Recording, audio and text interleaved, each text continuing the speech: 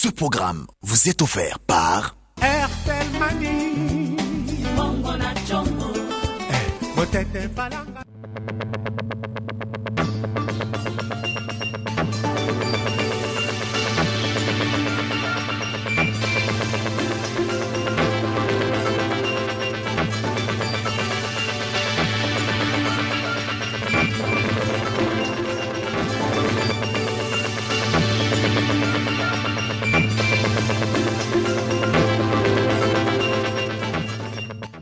En marge du cinquantenaire de l'Union africaine, le chef d'État et du gouvernement du continent se sont réunis à Addis Abeba en toile de fond la situation dans la région des Grands Lacs.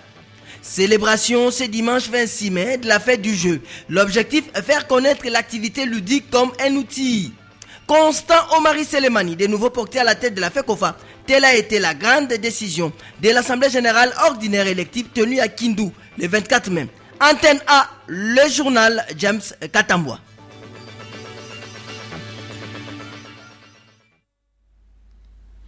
Bonsoir à toutes et à tous et merci pour la fidélité à la chaîne de référence, à une page magazine en toute fin de ce journal.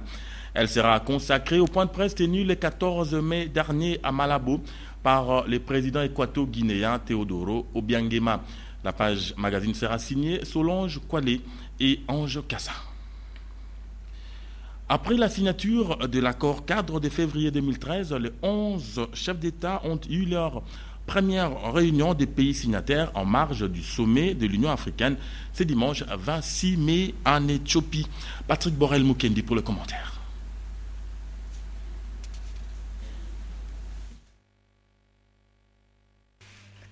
Les 11 chefs d'État africains qui ont signé l'accord d'Addis Abeba sur la paix dans l'Est de la RDC en février dernier se sont réunis ce dimanche 26 mai dans la capitale éthiopienne en marge de la célébration du cinquantenaire de l'Organisation de l'Unité africaine. Le chef de l'État de la RDC, Joseph Kabila Kabange, a discuté avec ses homologues du Rwanda et l'Ouganda. Jusque-là, la quintessence de la réunion n'a pas été dévoilée. Avant cette réunion, le secrétaire général de l'ONU, le Sud-Coréen Ban Ki-moon, a affirmé qu'une paix durable dans le Grand Lac n'est possible que si tous les pays signataires travaillent en cohésion pour sortir de l'impasse politique et créer une nouvelle dynamique en faveur de la sécurité de la population et du développement économique. Cet accord cadre signé par 11 pays d'Afrique sous la supervision des Nations Unies interdit notamment aux signataires d'épauler les groupes armés actifs dans l'est de la RDC. Son objectif est de restaurer la paix dans la partie est de la RDC en proie aux groupes armés durant les 2 décennies. Prenons à présent cette interview du secrétaire général de CULPAC, M. Daniel Santou Biko. Interview qu'il a accordée à nos confrères de la RTNC. Mais ce que font les M23, c'est inadmissible et inacceptable. Parce qu'ils disent qu'ils sont les enfants de ces pays. Mais comment pourraient-ils massacrer des femmes, massacrer les enfants, prendre les enfants pour qu'ils puissent aller travailler dans des mines, alors qu'on pouvait bien organiser les pays autrement avec ça, si c'était des gens intelligents. Moi, je crois que il serait mieux qu'ils prennent des machines agricoles au lieu d'aller acheter des machines de guerre pour qu'on puisse, parce que Kivu c'est une zone agricole. Alors si on va en faire une zone de rébellion, là on vous dit que c'est inacceptable. Donc nous ne le voulons pas. Moi je ne suis pas politicien, mais je vous dis que nous ne sommes pas d'accord avec ce système de gens. Et plus, ils manquent du respect même à l'ONU. Parce que ce sont des gens qui se croient, on dirait qu'ils sont au niveau, je ne sais pas, vers Dieu. Ceux qui viennent dans la faiblesse resteront toujours en place. Ça, je vous l'ai dit. Et ici, moi, je remercie les autorités de mon pays parce que la manière qu'ils traitent ces dossiers, c'est avec beaucoup d'intelligence et de sagesse. Mais la solution finale, les M23, on va oublier ces mots un jour. La vérité, là, ils ne sont pas dans la légalité, ils vont partir. L'ambassadeur d'Égypte en République démocratique du Congo, Ibrahim Ashraf, a remis au nom de son gouvernement des machines de travail pour la formation professionnelle à l'INPP. Cette remise a eu lieu dans l'enceinte de cet institut sur 11e rue Limité, les vendredis 24 mai dernier en présence du ministre du Travail. Reportage Sylvie Fortuné Mboula et Pepito Matondo. C'est dans le but de redynamiser la coopération dans le secteur professionnel de la République d'Arabe d'Égypte et la République démocratique du Congo que l'ambassadeur d'Égypte en RDC, Ibrahim Ashraf, a remis les machines pour perfectionner la formation professionnelle. Ces gestes de considération a été salué par le numéro 1 de l'INPP. D'abord, il faut commencer par remercier son Excellence, M. l'ambassadeur d'Égypte, qui est le donateur toujours, parce qu'il est venu il n'y a pas longtemps. Et voilà qu'aujourd'hui, comme l'a dit son Excellence, M. le ministre, il est passé de la parole à l'acte. Les bénéficiaires de ces matériels de grande valeur doivent s'en servir à bon escient, car ces matériels seront bénéfiques pour plusieurs promotions de l'INPP, a déclaré le ministre de l'Emploi, Modeste Bati, présent à cette cérémonie. Il va se tenir à Kinshasa du 25 au 29 juin prochain, sous le haut patronage du Premier ministre Matata Mponyo, la 4e édition de la conférence des chefs d'établissement et de l'exposition des œuvres d'esprit. L'annonce a été faite à la presse ce samedi 25 mai 2013 par les ministres de l'enseignement supérieur, universitaire et recherche scientifique. Sylvain Kapombobo Sengele Ndaïlambochi pour le reportage. Pour cette 4e édition, les thèmes retenus est l'enseignement supérieur, universitaire et recherche scientifique, facteur de développement de la société congolaise. Selon Bonaventure Chelo, le numéro 1 de ces ministères, cette grande rencontre des scientifiques congolais est une occasion propice qui leur permettra d'échanger autour de la question liée au développement de notre pays et les mesures d'application pour les rendre plus durables. Le ministre Chelo reste convaincu que l'enseignement supérieur demeure le seul et vrai moyen pour rattraper ces retards. Tout secteur de la science implique qu'il fasse la recherche scientifique et la recherche scientifique d'une façon pratique. Comme je l'ai dit tout à l'heure, il faut initier déjà les étudiants à l'esprit de créativité. Déjà avec les travaux pratiques dans toutes les sections et dans toutes les facultés. Mais pour que nous allions plus vite de l'avant, il faudrait une recherche à caractère technique. C'est pourquoi dans notre gouvernement de la République, nous songeons déjà à développer, à créer davantage des écoles à caractère technique. Les écoles techniques doivent se multiplier davantage pour donner le goût aux enfants depuis l'école secondaire à faire du professionnalisme, pas seulement ça, mais de faire un enseignement beaucoup plus professionnel.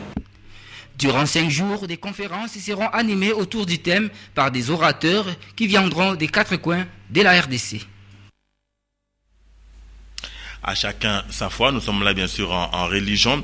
Les fidèles kimbanguistes du monde entier ont célébré le samedi 25 mai 2013 la Noël à Kinshasa, au centre d'accueil kimbanguiste à Kassavubu. La cérémonie s'est déroulée en toute fraternité avec les messages clés du révérend Sorbins sur la paix et la bénédiction. Africa Mujinga et Pepito Matondo. C'est la 13e célébration de la Noël chez le kimbanguiste. Institué depuis 2000, le fidèle du vert et blanc commémore la nativité du Christ le 25 mai de chaque année, date qui coïncide avec la naissance de Jésus-Christ incarné dans Dialungana Kiangana, qui veut dire l'accomplissement. Merci au nom du Père, du Fils et du Saint-Esprit.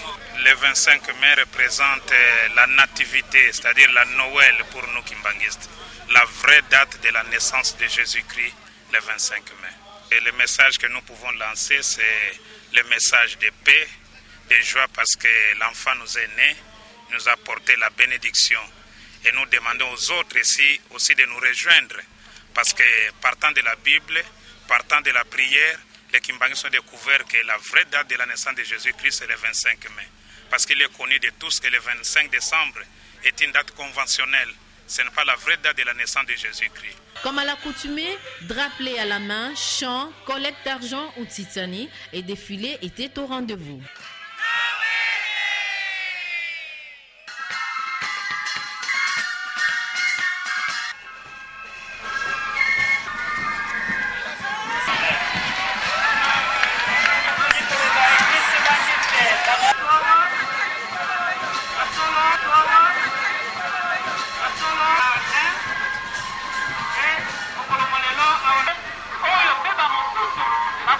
Sachez tout de même que le 13e anniversaire a un caractère spécial, occasion d'implorer la paix du Christ pour les Congolais qui sont particulièrement à l'est de la République démocratique du Congo.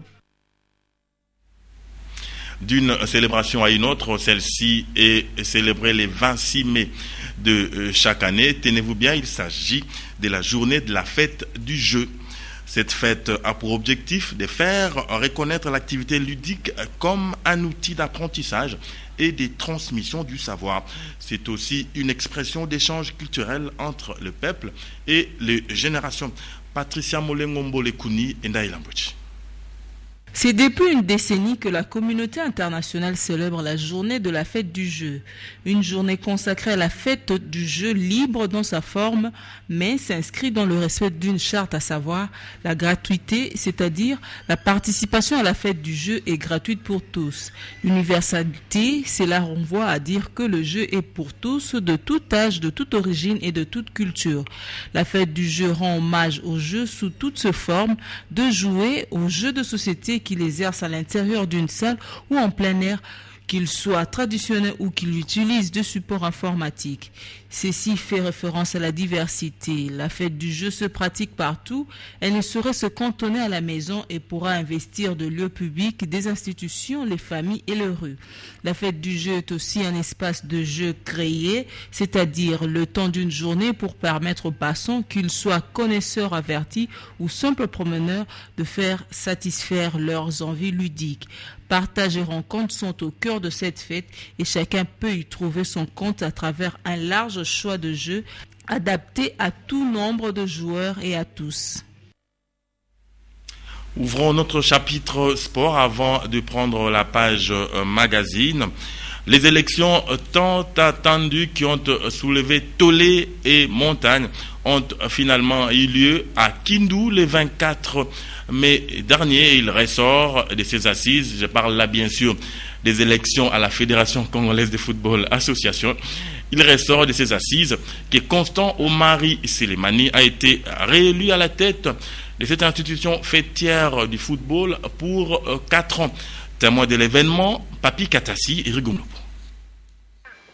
Kindu, chef-lieu de la province